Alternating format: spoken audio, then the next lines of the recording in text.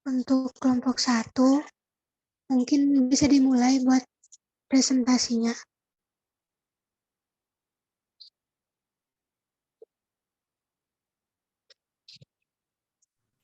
Fadil udah ada belum? Apaan?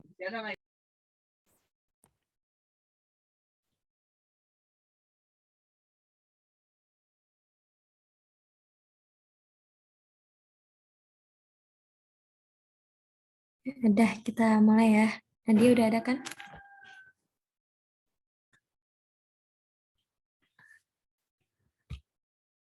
Nadia.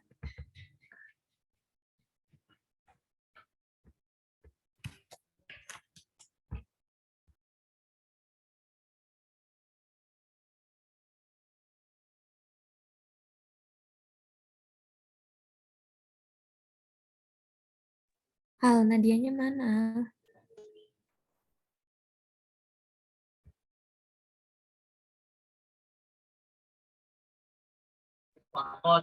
Tunggu dulu katanya. Oke.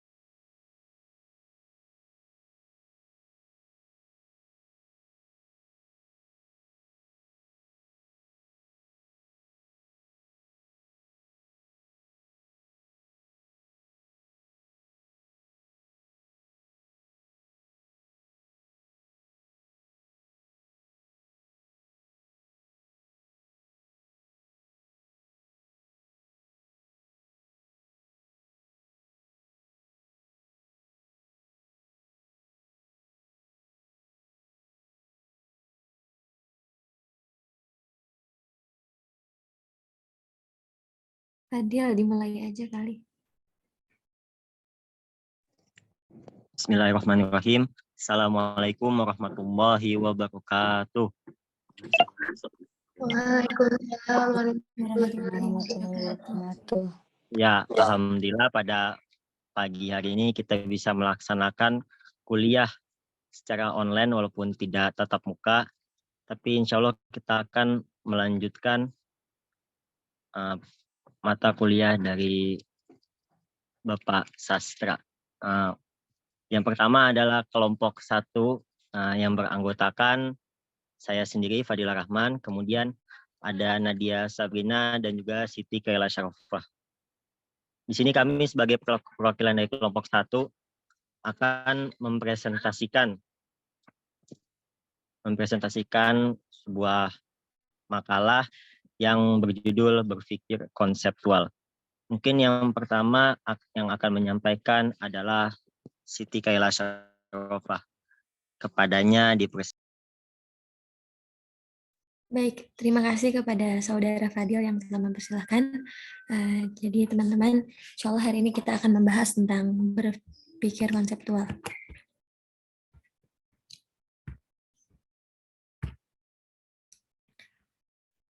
Kelihatan nggak PPT-nya? Kelihatan. Baik, jadi latar belakang permasalahan yang kami ambil ini ada 3 poin. Yang pertama itu kurangnya pemikiran konseptual dalam menyelesaikan masalah. Nah, kurangnya pemikiran konseptual dalam menyelesaikan masalah ini dibuktikan dalam hasil temuan Alimuddin pada 2012 bahwa dari 42 orang mahasiswa, semua mahasiswa menggunakan cara coba-coba. Tidak satupun mahasiswa menggunakan konsep. Padahal dengan menggunakan konsep, maka dengan mudah dapat ditemukan jawaban masalah. Kemudian yang nomor 2, lemahnya berpikir konseptual dalam pendidikan menggunakan perspektif Islam. Yang ketiga, perbedaan pola berpikir siswa dalam mengerjakan tugas. Ini dibuktikan dalam jurnal riset ditemukan perbedaan cara siswa mengerjakan tugas. Proses berpikir peserta didik tidak semuanya sama antara yang satu dengan yang lainnya. Perbedaan ini berdasarkan kemampuan mereka dalam menerima proses informasi yang telah diberikan guru ketika pelajaran berlangsung. Kemudian adapun rumusan masalahnya, ini ada 3. Yang pertama, bagaimana berpikir konseptual dalam beberapa pengertian. Yang kedua, bagaimana melatih berpikir konseptual tersebut. Kemudian, mohon maaf ini yang ketiga maksudnya, bagaimana konsep berpikir konseptual dalam perspektif Islam dan Barat. Nah, kerangka teorinya, menurut Hibbert dan Lefebvre pada tahun 1986, berpikir konseptual adalah proses berpikir dengan menggunakan fakta dan konsep yang saling terkait satu sama lainnya. Jadi, antara fakta dan konsep satu dan konsep yang lainnya itu saling terkait. Sedangkan menurut Marpaung, berpikir konseptual adalah proses berpikir dengan menggunakan konsep yang telah dimiliki berdasarkan hasil pelajaran sebelumnya dalam memecahkan suatu masalah. Jadi, menurut Marpaung ini, berpikir konseptual itu proses berpikir berdasarkan pelajaran yang sebelumnya telah dipelajari. Kemudian tujuan pembahasan ini untuk mengetahui bagaimana definisi berpikir konseptual dalam beberapa pengertian, cara berpikir konseptualnya, serta berpikir konseptual dalam perspektif Islam dan Barat. Ini perbandingan antara perspektif Islam dan Barat. Baik, rumusan masalah yang pertama itu berpikir konseptual dalam beberapa pengertian. Pembahasan pertama, menurut Ubaidi, berpikir konseptual adalah kemampuan seseorang dalam memahami situasi atau masalah dengan cara memandangnya sebagai satu kesatuan yang terintegrasi. Mencakup kemampuan mengidentifikasi pola keterkaitan antara masalah yang tidak tampak dengan jelas atau kemampuan mengidentifikasi permasalahan utama yang mendasar dalam situasi yang kompleks. Jadi, menurut Ubaidi ini, berpikir konseptual itu kemampuan seorang untuk memahami situasi atau masalah dengan cara memandangnya sebagai satu kesatuan yang terintegrasi. Sedangkan pada pengertian yang kedua, di Singapore Armed Forces 2010 tanggal 23 Juli, berpikir konseptual adalah kemampuan kognitif untuk memahami dan menanggapi kompleksitas yang melekat dalam lingkungan operasi SAF. Kapasitas kognitif ini memungkinkan untuk memindai lingkungan dan memahami input, memahami masalah yang kompleks dan berbeda, dan menafsirkan pesan-pesan kunci dan tren. Dia menciptakan keteraturan dari kekacauan, memecahkan masalah, dan merespon tantangan dengan solusi inovatif. Dia dapat menggunakan pengalaman masa lalu, informasi dari bidang non-tradisional, dan pemikiran non-linear untuk menghasilkan perspektif segar dan cara imajinatif untuk berhasil. Mungkin pembahasan selanjutnya akan disampaikan oleh... mohon maaf, saya kembalikan lagi kepada moderator. Baik, terima kasih kepada Saudari Siti Kaila Syarofa yang telah mempresentasikan bagian pertama. Mungkin selanjutnya untuk bagian kedua akan disampaikan oleh Saudari Nadia Sabrina, kepadanya dipersilakan. Baik, terima kasih Fadil. Di sini saya akan melanjutkan pembahasan kedua dari rumusan masalah, bagaimana cara melatih berpikir konseptual. Gimana sih cara kita untuk melatih kita itu agar kita itu berpikir konseptual. Di sini ada beberapa. Yang pertama itu membangun dan melatih kesadaran untuk berpikir konsep. Hal ini akan membuka kreativitas dan inovasi. Dan yang kedua, tidak terburu-buru dalam memutuskan persoalan, diperlukan perenungan dan analisa mendalam. Yang ketiga, mencoba berpikir di masa akan datang dengan membayangkan apa yang akan terjadi di masa akan datang. Yang keempat, membangun kepercayaan diri yang kemudian akan mengimpartasi ke seluruh pengikutnya. Nah, itu ada beberapa cara melatih agar kita tuh bisa berpikir konseptual. Seperti itu.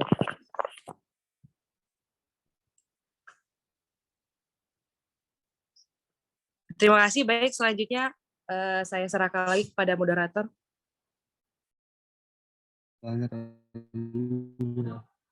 Baik, untuk selanjutnya yang akan membahas di pembahasan ketiga ini adalah saya sendiri.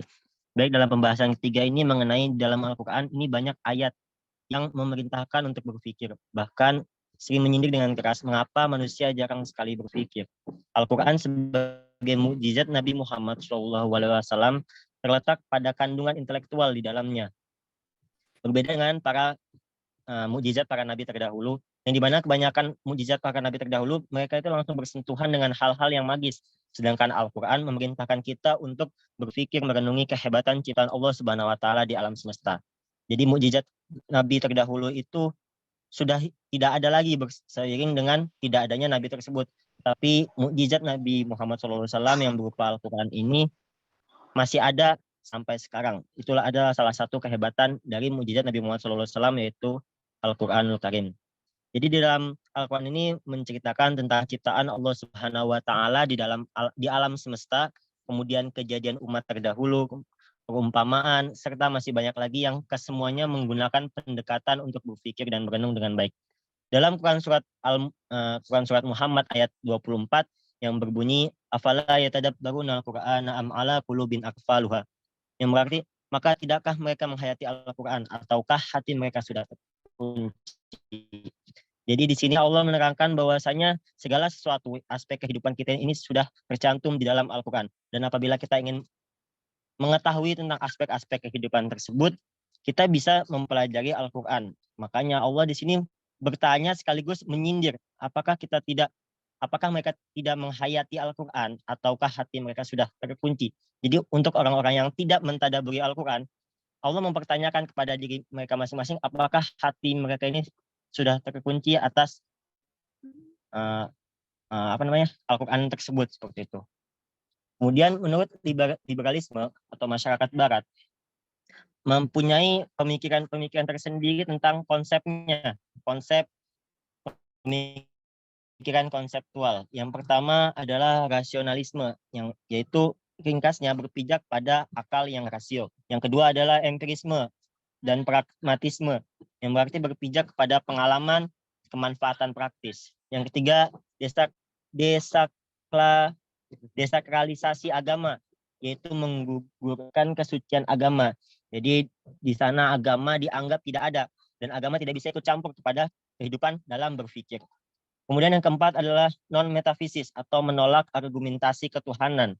Jadi segala macam ayat-ayat ketuhanan itu ditolak karena mereka mempunyai akal untuk berpikir secara konseptual itu sendiri. Kemudian yang kelima adalah sekularisme, dikotomi atau pemisahan antara agama dan ilmu atau kehidupan sosial.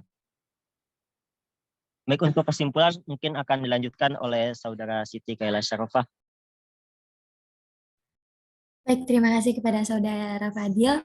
Jadi kesimpulan dari makalah yang telah kita jabarkan adalah, jika berdasarkan beberapa definisi tentang berpikir konseptual, dapat disimpulkan bahwa berpikir konseptual adalah berpikir berdasarkan konsep-konsep yang telah diperoleh, sehingga mampu menyelesaikan permasalahan sesuatu dengan lebih mudah. Cara berpikir konseptual juga membangun kesadaran, cara untuk berpikir konseptual juga beberapa caranya yaitu dengan membangun kesadaran, tidak terburu-buru dalam mengambil keputusan atau tidak terburu-buru dalam memutuskan hal, Kemudian berpikir jangka panjang, berpikir untuk masa depan. Yang terakhir adalah membangun kepercayaan diri. Serta kesimpulan yang kita dapatkan antara perbandingan berpikir dalam perspektif Islam dan Barat, yaitu disinggung nih dalam Quran Surat Muhammad ayat 24, sedangkan Barat kami ambil dari liberalisme masyarakat Barat ini. Jadi perbandingan antara kedua ini. Mungkin ini kesimpulan yang dapat kami sampaikan. Nah, ini ada beberapa daftar pustakanya, nanti boleh teman-teman cek juga. Mungkin saya kembalikan ke moderator kembali. Terima kasih. Baik, terima kasih kepada Saudari Siti Kaila Syarofa dan Nadia Sabrina yang telah memaparkan makalah yang berhubungan dengan berpikir secara konseptual. Baik, sesi selanjutnya adalah dari teman-teman sekalian yang mungkin merasa belum paham atau kurang paham dengan makalah yang kami sampaikan, bisa langsung dipertanyakan atau langsung ditanyakan kepada kita. Mungkin dari teman-teman ada yang mau bertanya, dipersilakan.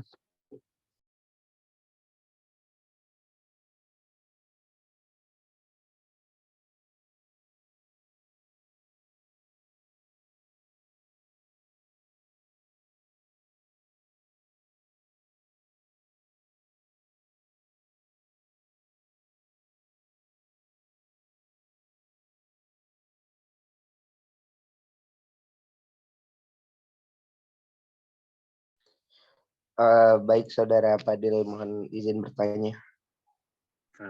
Iya, dipersilakan Saudara Amir. Ini kita butuh nggak tujuan? Maksudnya kita butuh tujuan nggak agar kita bisa berpikir apa tadi konseptual? Misalnya saya pengen ngejar tujuan saya, ngejar cita-cita saya. Jadi saya berpikir konseptual, atau saya pengen nilai saya bagus, jadi saya berpikir konsepnya begini.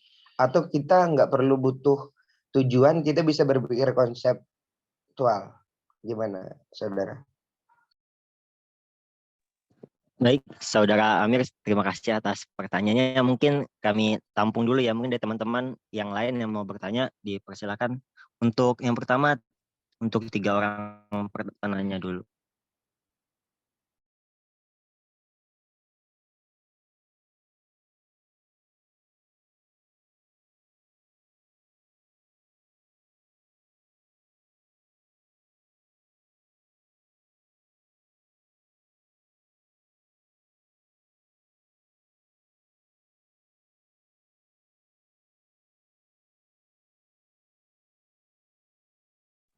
Baik, mungkin sambil nunggu teman-teman yang lain bertanya, saya izin menjawab pertanyaan dari Saudara Amir ya. Ya, dipersilakan Saudara. Ya, jadi pertanyaan Amir ini, ada gak sih tujuan kita untuk berpikir konseptual gitu, Mir? Iya, jadi kayak kita punya tujuan, baru kita bisa berpikir konseptual. Atau kita nggak perlu punya tujuan juga kita bisa berpikir konseptual. Jadi gitu. Kalau kita punya tujuan kan, oh ini ujung dari konseptual saya setelah mencapai tujuan saya misalnya. Kalau nggak ada tujuan tuh gimana gitu? Bisa nggak kita berpikir konseptual juga? Ya, jadi dari yang saya pahami ya, dari sedikit ilmu yang saya punya ini, bahwa ketika kita mempunyai tujuan, maka kita harus menyusun konsepnya dulu. Bagaimana keterkaitan, misalnya keterkaitan yang tujuan A dengan yang ini, sehingga ketika kita jadi punya jalurnya gitu. Kenapa? Maksudnya gimana ya? Kayak kalau udah terkonsep, itu akan lebih mudah untuk mencapai tujuan tersebut. Jadi kita bangun dulu nih konsep untuk tujuan tersebut. Kalau yang saya pahami ya. Jadi membangun dulu, buat dulu konseptualnya, konsep-konsep yang akan dicapai itu satu-satu, kemudian nanti akhirnya baru untuk mencapai tujuan tersebut, maka kita harus melakukan beberapa konsep yang telah kita analisis itu loh, yang udah kita bikin itu konsep-konsepnya untuk tersebut. Kemudian tujuan untuk konseptualnya apa nih? Yang pertama adalah untuk memberikan sebuah penjelasan mengenai suatu hal yang akan dikonsepkan agar lebih mudah dipahami. Jadi kalau udah ada penjelasannya mengenai suatu hal, udah dikonsepkan, itu akan lebih mudah agar akan lebih terstruktur apa aja yang akan kita capai gitu. Apa aja step-stepnya itu akan lebih terstruktur. Kemudian yang kedua, dapat memberikan sebuah gambaran mengenai hal yang akan dikerjakan nantinya. Jadi gambaran masih secara generalnya, gambaran luasnya udah kelihatan nih kalau kita udah nyusun konsep-konsepnya. Kemudian yang ketiga, merancang suatu hal dengan matang dan juga sesuai dengan konsep yang diinginkan. Nah, ketika tujuan kita udah jelas nih, terus kita rancang apa aja yang akan kita lakukan, apa aja step-step yang akan kita kerjakan untuk mencapai tujuan tersebut. Jadi kita udah rancang dulu, kita pikirin apa konsekuensi kalau kita ngambil ini, apa konsekuensi dari pilihan pertama, kedua, dan sebagainya untuk mencapai tujuan tersebut. Makanya di sini jelaskan bahwa tujuan konseptual ini merancang suatu hal dengan matang dan juga sesuai dengan konsep yang diinginkan. Mungkin itu yang bisa saya sampaikan ya, dari saudari Nadia atau saudara Fadil mungkin bisa menambahkan. Terima kasih.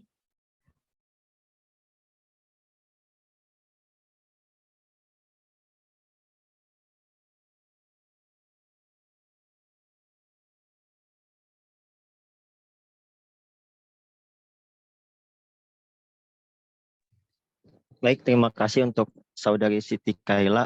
Mungkin dari teman-teman yang lain yang mau bertanya yang kurang paham dengan makalah yang disampaikan, dipersilahkan.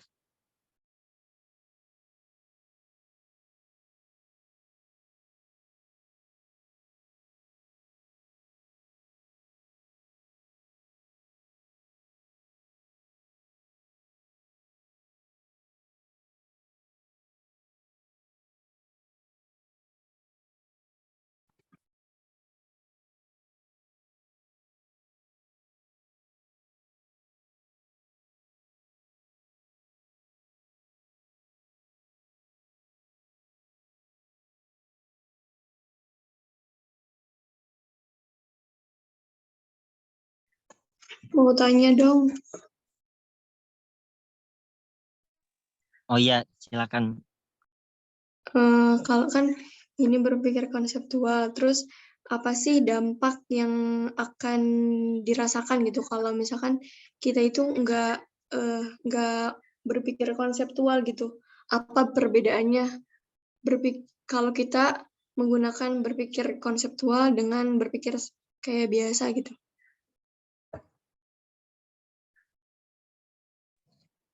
Baik, terima kasih Rosetta untuk pertanyaannya. Mungkin dari Saudari Nadia mau menjawab dari pertanyaan Rosetta.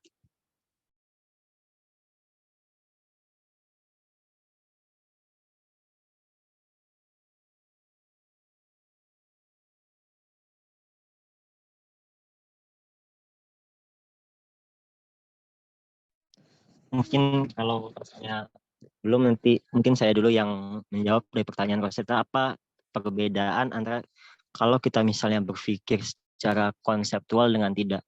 Seperti yang tadi sudah dijelaskan oleh Saudari Siti Kaila, bahwasanya dalam kita berpikir konseptual ini kita memiliki beberapa tujuan. Seperti yang tadi, memberikan sebuah penjelasan mengenai suatu hal yang akan dikonsepkan agar lebih mudah dipahami. Kemudian dapat memberikan sebuah gambaran mengenai hal yang akan dikerjakan nantinya, merancang suatu hal dengan matang dan juga sesuai dengan konsep yang diinginkan. Sedangkan manfaatnya itu yaitu menggambarkan indikator penelitian yang akan dibuat ke depannya. Jadi apa yang kita ingin tuju dengan kita berpikir secara konseptual, kita dapat terlihat jelas arah dan tujuan yang ingin kita capai. Kemudian manfaat lainnya adalah bisa membuat penelitian yang akan dilakukan lebih jelas dan terukur dengan baik.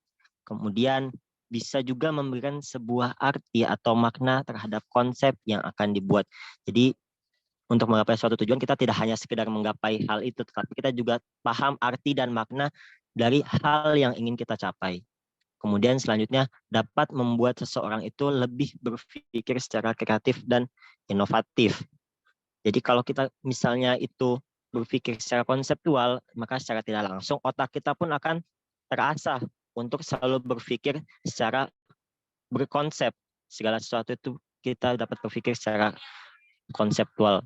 Kemudian perbedaannya dengan apabila kita tidak berpikir secara konseptual, ya pastinya adalah sebaliknya dari hal-hal dari manfaat dan tujuan yang tadi, yaitu apabila kita ingin menggapai suatu tujuan, kita tidak tahu nih bagaimana cara kita untuk menggapai tujuan tersebut, terus kenapa kita ingin menggapai tujuan tersebut, untuk apa kita menggapai tujuan tersebut. Nah, hal-hal tersebut itu akan susah didapat apabila kita tidak berpikir secara konseptual. Mungkin itu perbedaannya, Saudari Rosetta, apakah bisa dipahami? Iya, terima kasih. Ya, sama-sama. Mungkin satu pertanyaan lagi yang dari yang lainnya. Izin bertanya. Boleh, Lia? Izin bertanya. Oh ya, Saudari Lia, silakan. Oke. Kan biasanya, bentar. Kan biasanya kita juga ada menemukan suatu gagasan ya. Bahkan ada gagasan dan makna baru. Serta ada yang orang itu membuat yang awalnya tidak ada menjadi ada. Itu apakah awalnya berasal dari konseptual? Terima kasih. Baik, terima kasih pertanyaannya Lia Puspitasari. Mungkin yang akan menjawab dari pertanyaan ini Saudari Nadia, apakah berkenan untuk menjawab?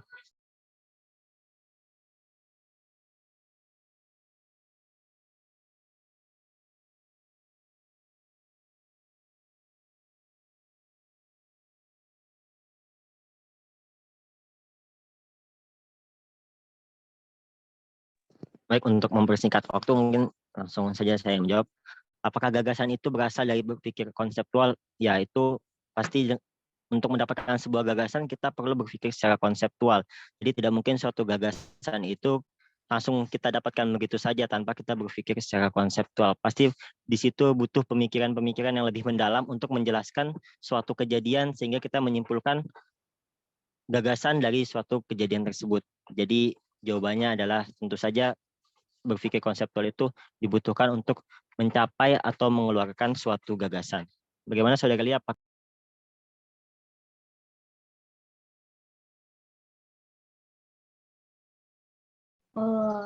Dapat dipahami. Terima kasih. Sama-sama. Mungkin dari kami kelompok 1 dengan judul makalah berpikir konseptual cukup sekian dari kami. Apabila terdapat banyak kesalahan mohon dimaafkan. Al-haqqu min indi rabbi. Mungkin akan saya tutup presentasi dari kelompok 1 pada pagi hari ini dengan mengucap hamdalah alhamdulillahirabbil alamin. Wassalamualaikum warahmatullahi wabarakatuh. Waalaikumsalam warahmatullahi wabarakatuh. Waalaikumsalam warahmatullahi wabarakatuh. Waalaikumsalam warahmatullahi wabarakatuh.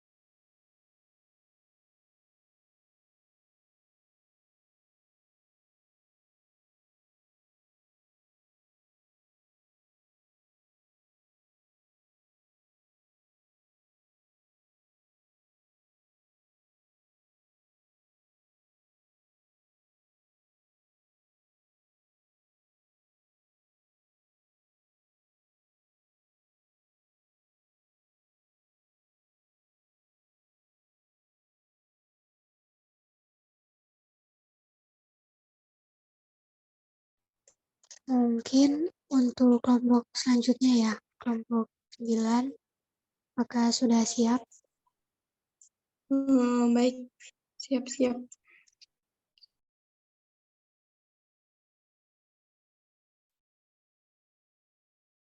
Yang share screen-nya aku aja ya, Al. Oke.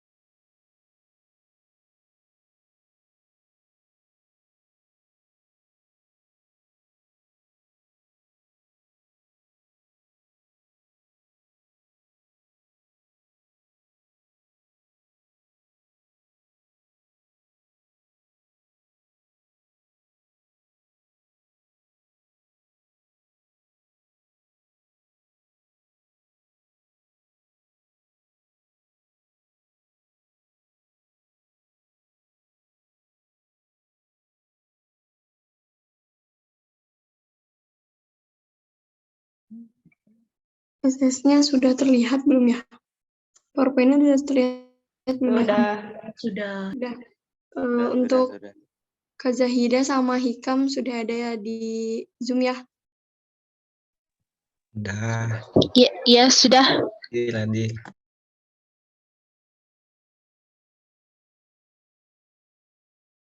Baik, bisa kita mulai ya. Assalamualaikum warahmatullahi wabarakatuh. Waalaikumsalam Assalamualaikum warahmatullahi wabarakatuh.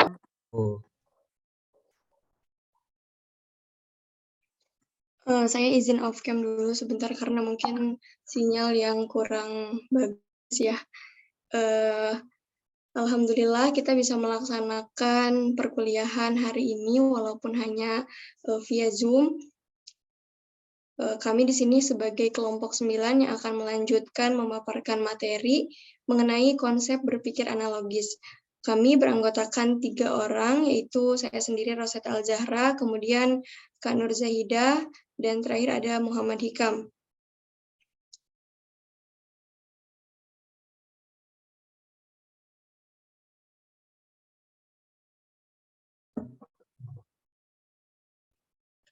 Kemudian di sini ada latar belakang dari dari materi kita. Yang pertama, karena kurangnya pemahaman mengenai berpikir analogis. Kemudian yang kedua, sedikitnya halayak dalam menggunakan metode berpikir analogis. Kemudian yang ketiga, banyak orang-orang yang menganggap berpikir analogis adalah suatu hal yang sulit. Kemudian rumusan masalahnya ada 3 juga. Yang pertama, apa yang dimaksud dengan dari berpikir analogis secara umum. Yang kedua, apa yang dimaksud berpikir analogis dalam konsep Islam. Kemudian yang ketiga, bagaimana konsep berpikir analogis bisa menyelesaikan suatu masalah. Untuk rumusan masalah yang pertama akan dibahas oleh rekan saya, yaitu Muhammad Hikam. Kepada Muhammad Hikam, saya persilahkan. Baik, terima kasih Saudari Rosetta. Selanjutnya di sini saya akan membahas rumusan masalah 1, yaitu apa yang dimaksud dari berpikir analogis secara umum. Boleh di next. Secara umum, berpikir analogis merupakan salah satu dari banyaknya jenis berpikir. Berpikir analogis adalah cara memecahkan masalah dengan menarik implikasi dari masalah sumber dan membandingkan dua objek yang tidak berhubungan, sementara hanya berfokus pada kesamaan mereka. Menurut De Carnevale, analogi merupakan bentuk dari kemiripan atau kesamaan sifat. Hal-hal yang mirip akan memiliki sifat yang sama untuk beberapa aspek. Berpikir analogi menurut KBBI adalah kesamaan atau kesesuaian antara dua objek atau entitas yang berbeda. Jadi menurut pandangan di atas tersebut, berpikir analogi adalah metode berpikir untuk memperoleh kesimpulan dengan menggunakan kesamaan sifat dan struktur dari hubungan suatu hal baru dengan suatu hal yang lain.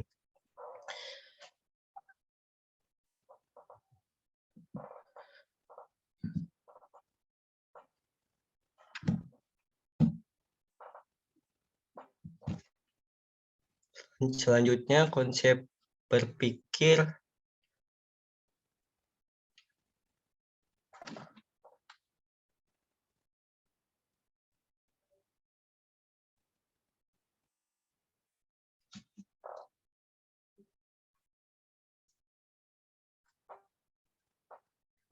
konsep berpikir analogis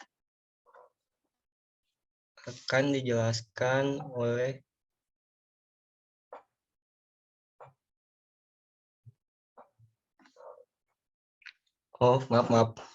Selanjutnya yaitu ada konsep berpikir analogis. Konsep berpikir analogis adalah proses berpikir yang membandingkan pengetahuan yang kita punya dengan hal lain.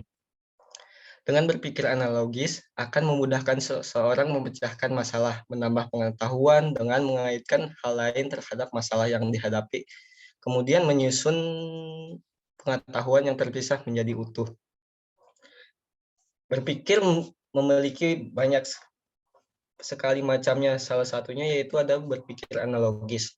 Berpikir analogis merupakan proses memperoleh kesimpulan dengan cara membandingkan satu masalah yang kita miliki dengan masalah baru yang lainnya. Cara dengan menganalogikan kedua hal tersebut dengan analogi yang sama. Next.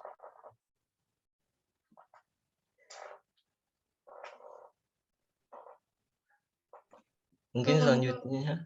Iya. Rumusan masalah 2 akan dilanjutkan oleh saya sendiri, Dr. Al-Zahra. Rumusan masalah 2 yaitu apa yang dimaksud berpikir analogis dalam konsep Islam. Tadi kan sebelumnya Saudara Hikam sudah menjelaskan konsep berpikir analogis secara umum. Jadi pada intinya berpikir analogis itu adalah proses menganalogikan sesuatu atau menyamakan sesuatu, menyamakan satu hal yang belum ada solusinya kepada permasalahan yang sebelumnya sudah terjadi. Jadi menyamakan dua hal yang sama gitu, agar agar dapat solusi dari masalah tersebut. Kemudian kalau dalam Islam, kita masuk di sini dalam konsep Islam. Kalau dalam Islam itu, berpikir analogis itu kita sering sebut dengan istilah qiyas. Qiyas itu adalah sumber hukum keempat dalam Islam setelah Al-Quran, Sunnah, kemudian Ijma, yang terakhir itu adalah qiyas. Nah, secara bahasa, qiyas itu berasal dari kata qasa yaqisu qiyasan, yang artinya pengukuran, menyamakan, atau mengira-ngirakan, mengkiaskan, berarti menyamakan sesuatu terhadap satu lain. Kemudian menurut Dr. Wahbah Az-Zuhaili, mengutip beberapa pendapat dari para ulama usul, menyebutkan bahwa mereka mendefinisikan pengertian qiyas sebagai berikut, yaitu menjelaskan suatu hukum syariah pada suatu masalah yang tidak disebutkan nasnya dengan masalah lain yang sebanding dengannya. Jadi kalau dalam Islam itu, qiyas itu untuk mencari hukum yang belum ada, hukum yang belum dijelaskan dalam Al-Quran ataupun Sunnah, maka dilakukanlah qiyas agar ada solusi untuk masalah itu. Kemudian menurut Abu Zahrah, asas qiyas adalah menghubungkan dua masalah secara analogi berdasarkan persamaan sebab dan sifat yang membentuknya. Apabila pendekatan analogis itu menemukan titik persamaan antara sebab-sebab dan sifat-sifat antara dua masalah tersebut, maka konsekuensinya harus sama pula hukum yang ditetapkannya. Kemudian ada dasar hukum qiyas, itu dalam surah An-Nisa ayat 59 yang berbunyi Bismillahirrahmanirrahim, ya ayyuhalladzina amanu atii'ur rasula wa ulil amri minkum fa in tanaza'tum fi syai'in faruddu ilallahi war rasuli in kuntum tu'minuna billahi wal yaumil akhir dzalika khairu wa ahsanu ta'wila.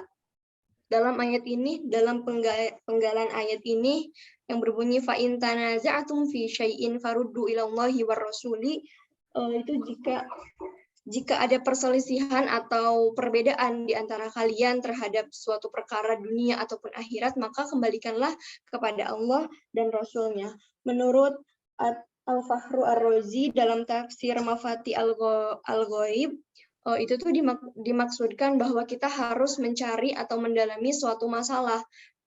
Walaupun tidak disebutkan dalam nas, sebenarnya Allah sudah menjelaskan, sebenarnya Allah sudah menyisipkan makna yang tersirat, maka kita harus menggalinya dengan qiyas tersebut. Kemudian kalau dalam qiyas itu ada beberapa rukun yang harus dipenuhi. Yang pertama adalah al-asal, tempat mengkiaskannya berarti hukum yang sudah ada atau yang sudah dijelaskan dalam Al-Quran ataupun Sunnah. Kemudian far, yaitu artinya cabang, yaitu adalah yang dikiaskannya berarti masalah yang belum dijelaskan dalam nas, yaitu dalam Al-Quran ataupun Sunnah. Kemudian yang ketiga adalah hukum. Yang dimaksud dengan al-hukmu adalah hukum syar'i yang ada dalam nas, di mana hukum itu tersemat pada al-aslu di atas. Kemudian al-illah, yang terakhir itu al-illah, kesamaan sifat hukum yang terdapat pada dalam aslu dan juga pada al-far'u. Kemudian selanjutnya akan dijelaskan oleh Kak Zahidah. Dipersilahkan kepada Kak Zahidah. Oke. Bismillahirrahmanirrahim. Insyaallah hari ini saya akan menyambung rumusan masalah ketiga, yaitu bagaimana konsep berpikir analogis bisa menyelesaikan suatu masalah. Oke, menurut Dr. H. Mundiri di buku Logika, beliau menyatakan untuk menganalogikan suatu masalah kita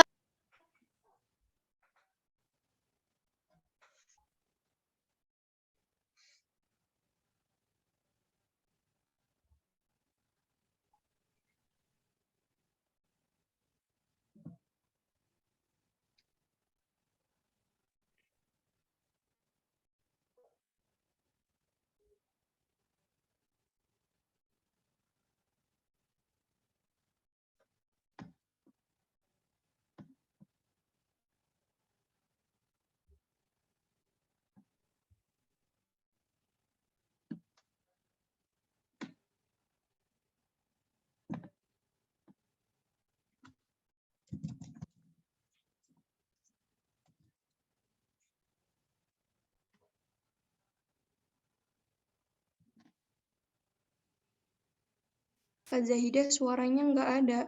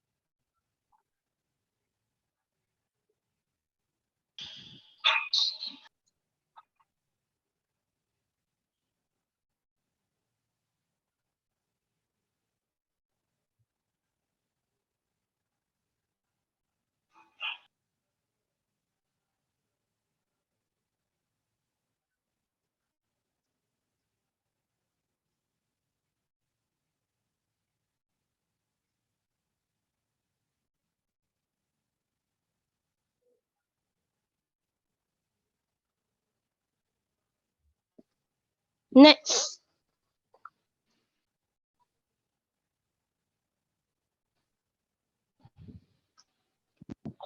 Kakak maaf yang tadi nggak ada suaranya, Kak. Oh, dari tadi ya? Iya, tidak ada suaranya. Oke, maaf. Oke, dari buku logika, itu yang ditulis oleh Dr. H. Mundiri. Untuk menganalogikan suatu masalah, kita perlu memperhatikan hal-hal di bawah ini. Berikut ini tahapan untuk menganalogikan masalah dalam konteks umum. Yang pertama, sedikit banyaknya peristiwa sejenis yang dianalogikan, semakin besar pula taraf keterpercayaannya. Kayak gini, kalau peristiwa yang kita analogikan itu adalah suatu peristiwa yang sama, jadi tahap keterpercayaan itu menjadi lebih tinggi atau besar kayak gitu. Kemudian yang kedua, sedikit banyaknya aspek-aspek yang menjadi dasar analogi. Contohnya, ketika kita membeli baju di pasar swalayan, bahwa baju yang baru saja kita beli itu tentu akan awet dan enak dipakai. Kerana baju yang dulu dibeli di toko ini juga awet dan enak dipakai. Analogi menjadi lebih kuat, misalnya diperhitungkan persamaan harga, merek, dan bahannya.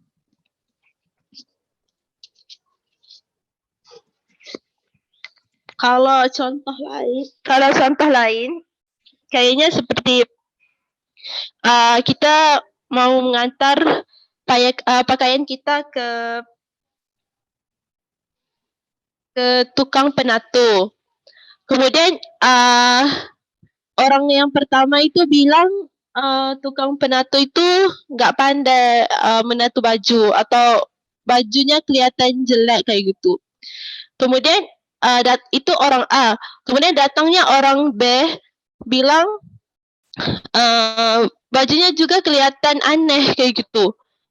Jadi sampai ke orang yang C, D, dan seterusnya. Jadi analogi itu jadi bertambah kuat. Karena apa? Karena peristiwa-peristiwa kayak orang-orang yang sebelum ini udah menceritakan bahwa tukang penatu itu nggak bisa membuat pakaiannya jadi lebih baik kayak gitu. Oke.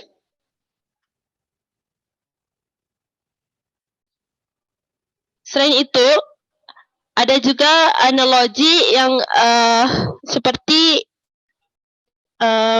mobil. Kalau kita lihat, ya misalnya mobil A bisa mengisi gimana ya? Untuk sekian harga bisa mengisi 15 gimana? Kalau 15 liter ya kayak gitu.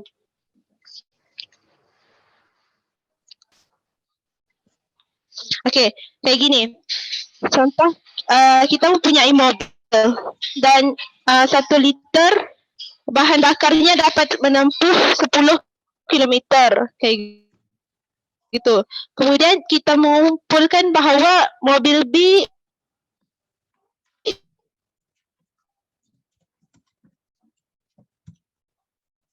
ya, mobil B sama mobil A tadi yang kita ukur bukannya dari fisiknya kayak warnanya, pintu mobilnya berapa atau jendela mobil kayak gitu. Tapi yang kita harus analogikannya itu berdasarkan kekuatannya itu kayak mobil itu pakai kuasa apa, mereknya apa gitu. Jadi harus kalau dalam konsep analogi ini kita harus menganalogikan dengan yang benar kayak gitu. Katanya begini.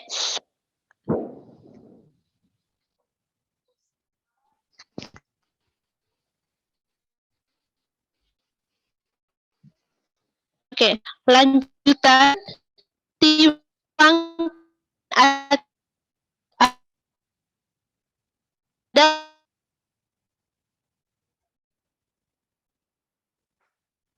beda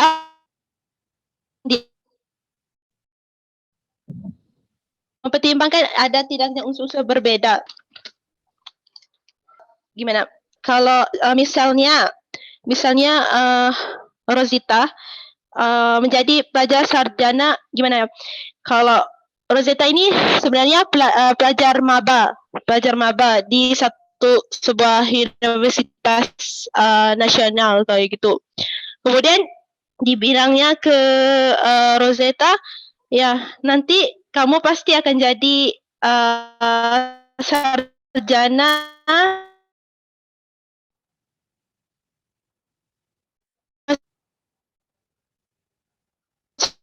siswa maba sama akan menjadi sarjana terulung, kayak nggak ada terkait kan. Tapi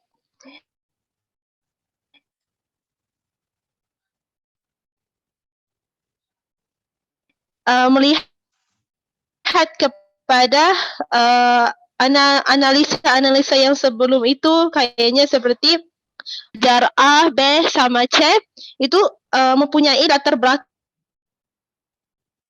yang berbeda. Kayaknya R dalam hidupnya adalah pengaruh terbesarnya adalah daerahnya yang jauh, atau pengaruh C itu pekerjaan orang tua yang nggak bisa nanggung belajarnya. Tapi walaupun mahasiswa A, B, sama C itu gimana ya, mempunyai latar belakang yang berbeda, tapi nggak mempengaruhi mereka untuk mendapat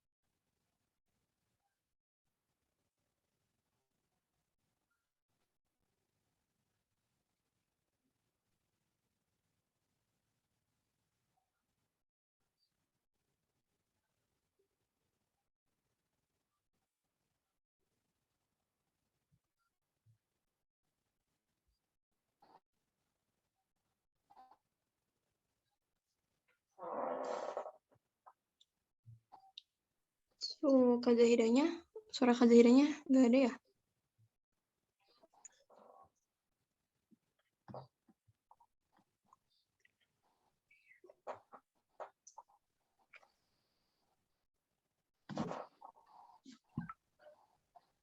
dengar enggak? Jadi di mana tadi P sama C itu, walaupun yang kita lihat itu bukan latar belakangnya yang berbeda, yang mereka lulusannya dari Universitas Said lah, Rosetta juga, walaupun masih nanti akan jadi mahasiswa kan itu apa HI kata fakta yang benar. Kita nggak bisa analogi yang nggak logik ya. Contohnya kayak kamu itu fisiknya cantik, kamu itu ada ini, pantaslah kamu bisa lulus ujian, pantaslah kamu bisa ini. Gimana ya? Sebenarnya analogi ini bukan konsepnya hanya analogi doang, tapi ya harus berdasarkan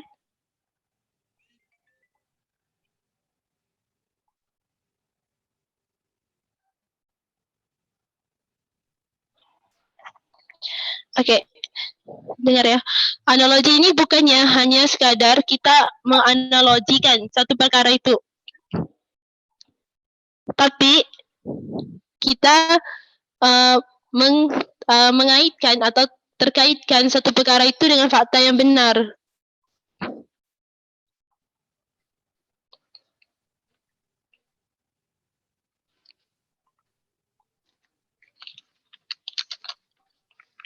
Oke. Analogi yang relevan jauh lebih baik berbanding analogi yang tidak relevan. Jadi analogi yang relevan biasanya terdapat pada peristiwa yang mempunyai hubungan kausal, meskipun hanya berdasarkan pada satu atau dua persamaan. Jadi setiap analogi yang ingin kita bikin haruslah mempunyai hubungan yang terkait. Nggak bisa analogikan satu perkara yang nggak logik kayak gitu. Misalnya kalau dokter sendiri mau merawat pesakitnya, masa sih beliau samakan semua pesakit itu penyakitnya sama. Kayak contoh kalau aku lagi pilek, sedangkan Rosita udah flu. Tapi ternyata gimana ya, obat yang dikasih itu gimana ya, sama aja, atau gimana gak memenuhi kebutuhan yang diinginkan. Jadi itu kan analogi yang gak benar kayak gitu. Ya harus berpikir analogi ini harus relevan, melalui fakta yang benar dan terkait. Ya sekadar itu aja. Seterusnya ke kesimpulan.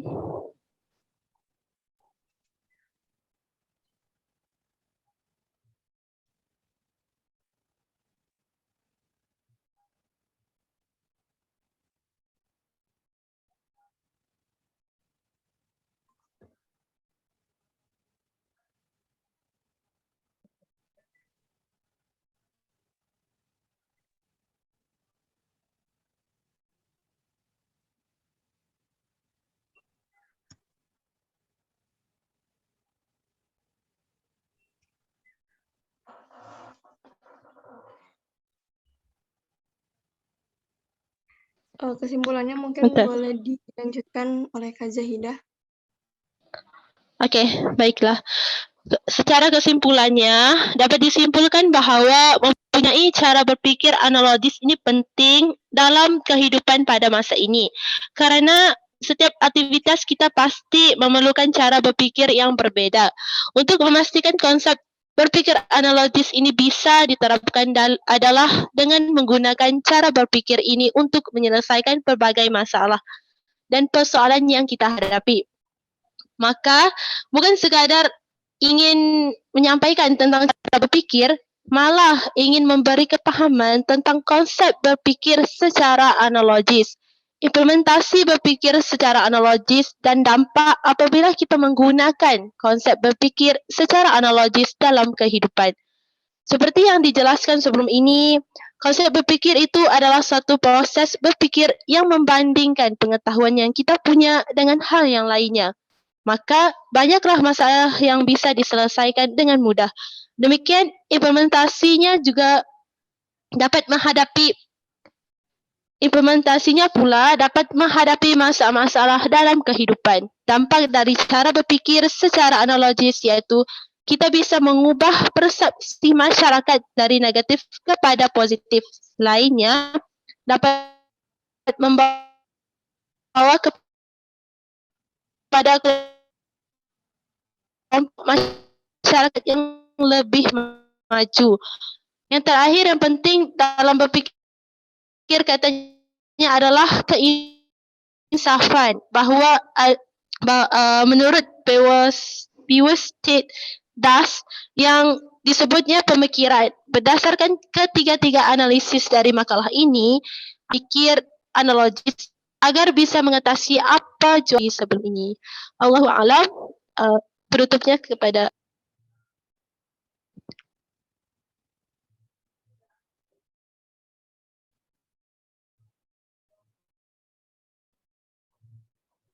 Baik, mungkin cukup sekian presentasi dari kami. Itulah materi yang kita sampaikan pada hari ini mengenai berpikir analogis. Selanjutnya, kita beralih ke sesi pertanyaan. Mungkin ada yang belum dimengerti atau ada yang masih bingung terhadap pembahasan kita. Boleh ditanyakan sekarang.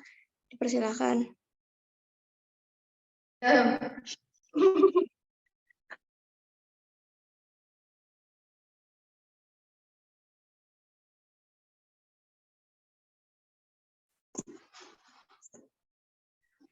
Ros mau nanya.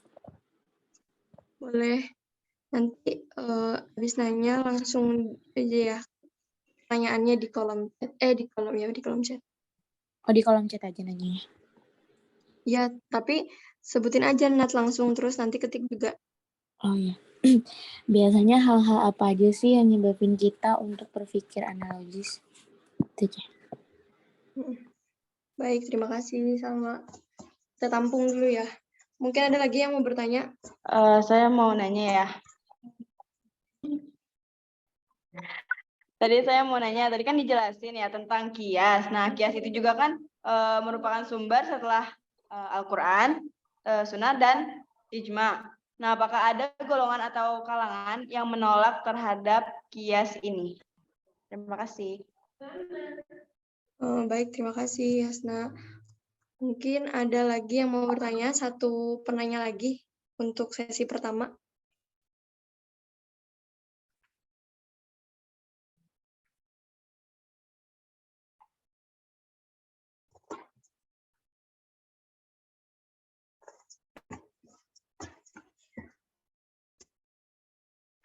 Atau boleh ada yang mau jawab dulu, Kak Zahida atau Hikam. Tadi pertanyaan yang sudah disampaikan oleh Hasna atau Salwa.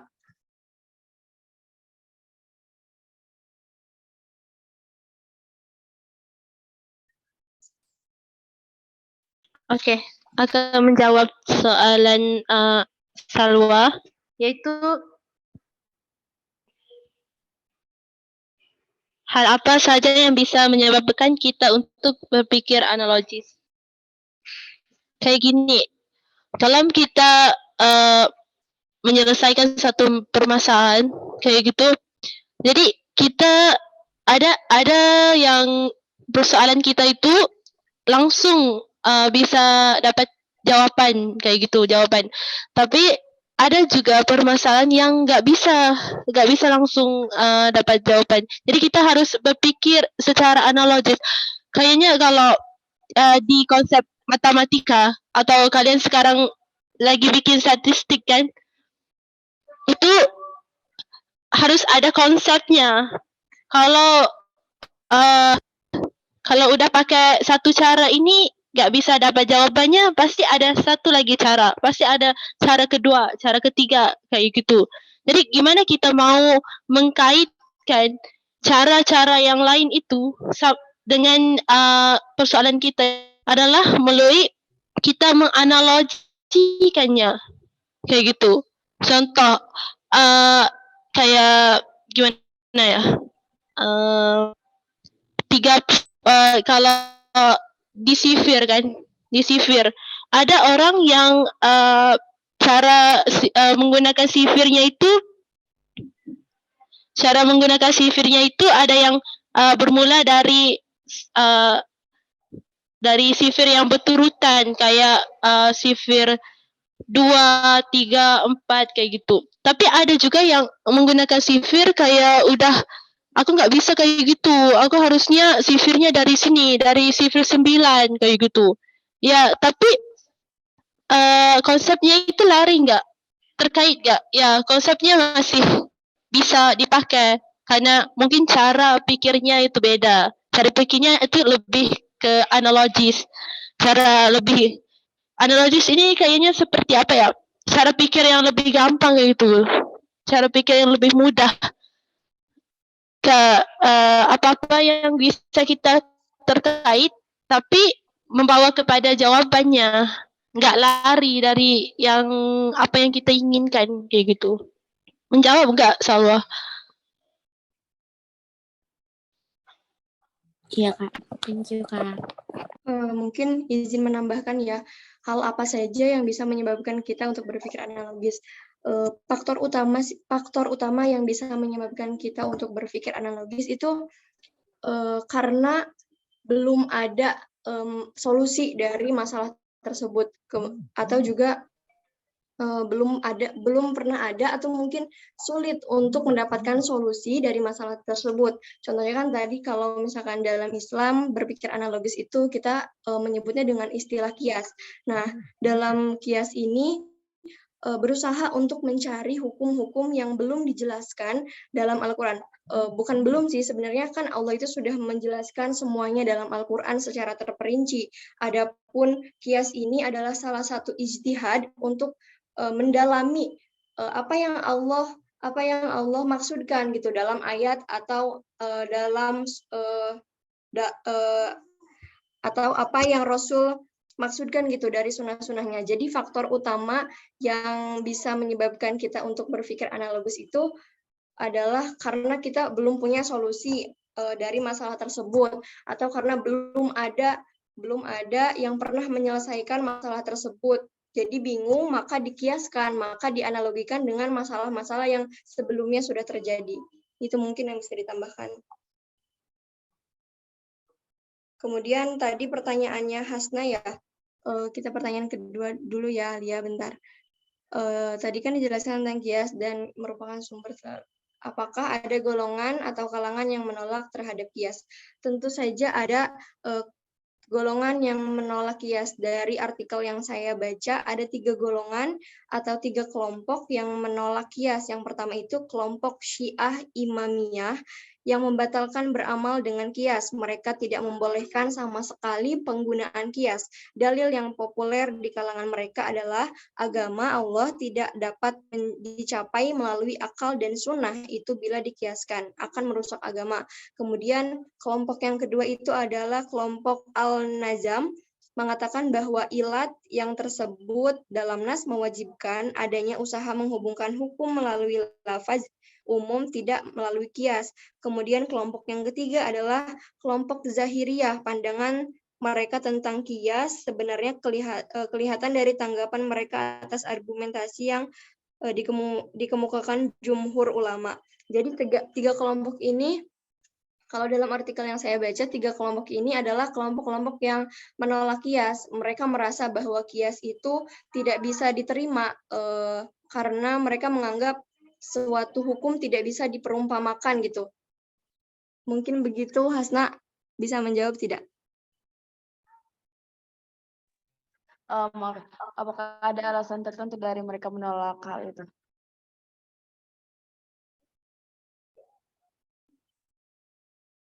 Ada. Bentar ya.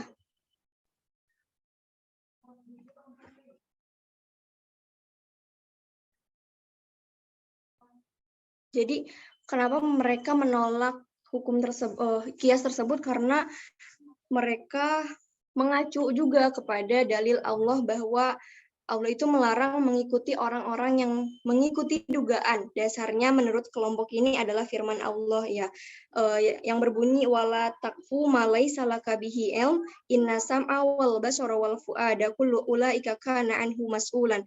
Jadi di dalam ayat ini itu menjelaskan bahwa Allah itu melarang orang-orang yang mengikuti dugaan, tapi orang-orang yang mengikuti kias juga punya dalil tersendiri dalam melakukan kias tersebut. Jadi ulama-ulama yang khususnya kias ini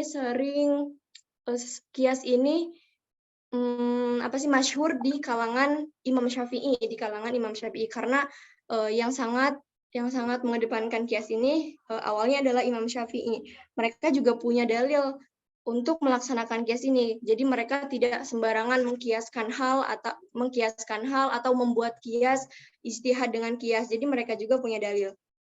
Begitu, Wasna. Bagaimana? Oh iya, paham banget. Makasih Rosetta.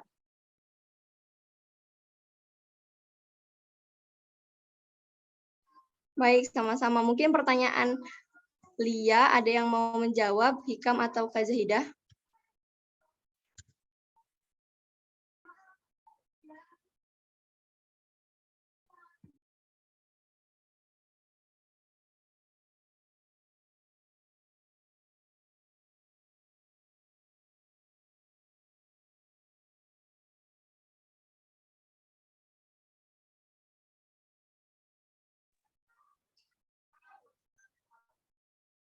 Mungkin saya izin menjawab dulu ya yang Lia. Saya ulangi pertanyaannya ya. Tadi dijelaskan bahwa berpikir analogis itu adalah kias, yang artinya menyamakan sesuatu terhadap sesuatu yang lain. Apakah itu sama seperti perumpamaan? Bolehkah berikan contoh?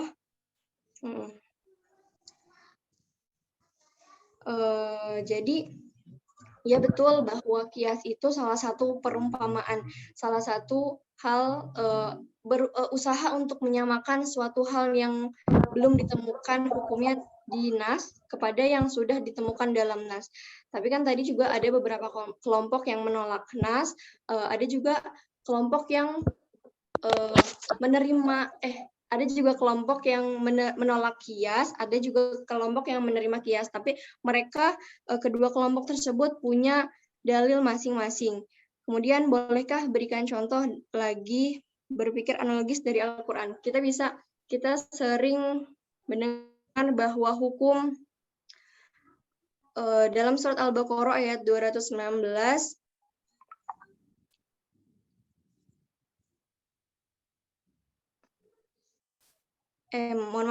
dalam surah An-Nisa ayat 43 bahwa ada larangan tentang minum khamr gitu ya.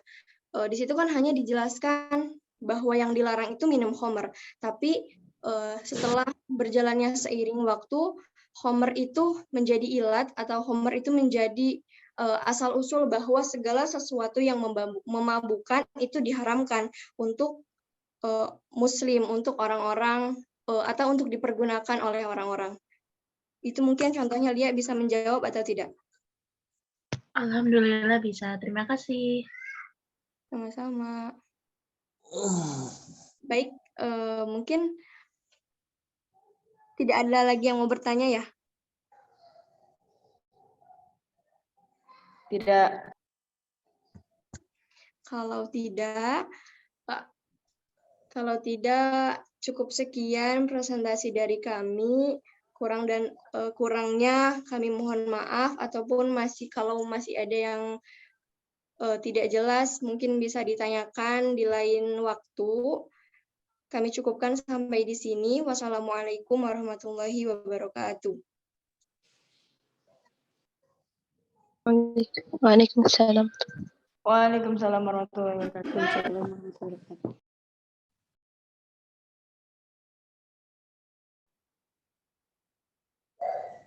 Udah boleh keluar belum? Nggak tahu nih Lia gimana Lia? Gimana Alia?